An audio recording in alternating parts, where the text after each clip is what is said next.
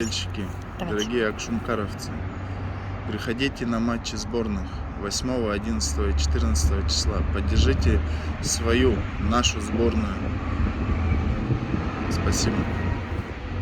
Когда ты выходишь на стадион и 15-20 тысяч тебя поддерживает, это взбудораживает, и у тебя появляется какое-то второе дыхание, на котором ты еще больше хочешь добиться успеха. Мгм. А ваше личное мнение, как вы оцениваете футбол в Кыргызстане? Чего нам не хватает, чтобы вот вырваться в лидеры? Больше конкуренции, мало клубов, я считаю. Чтобы игроки развивались, нужно больше соперничества, и соперничество на хорошем уровне. Хотя бы минимум команд 12. И тогда будет, и игроки будут расти, и детско-юношескую школу поднимать.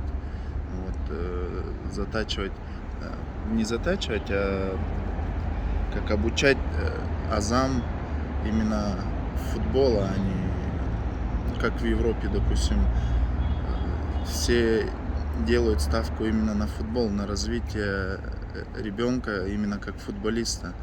А в СНГ, там, в России, здесь, в СНГ больше требуют результата здесь и сейчас.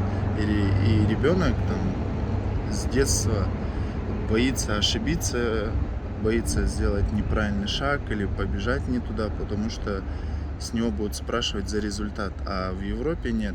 Там ничего страшного, то, что человек ошибается, там, делает неправильные передачи. Они именно хотят, чтобы человек был ментально именно футболистом, чтобы все, то есть не боялся ошибаться, и от этого у них и дети растут, мне кажется, и конкуренция выше.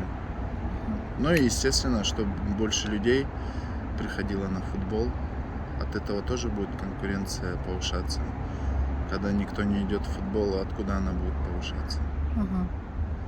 А вот как вы стали такого уровня футболистом? То есть что для вас послужило мотивацией, толчком? Мотивация, наверное, может, характер такой, всегда недоволен какими-то мелкими достижениями. И всегда стремился быть лучше. В первую очередь, наверное, хотел доказать всем тем, кто в меня не верил, всем тем, кто говорил, что у меня не получится.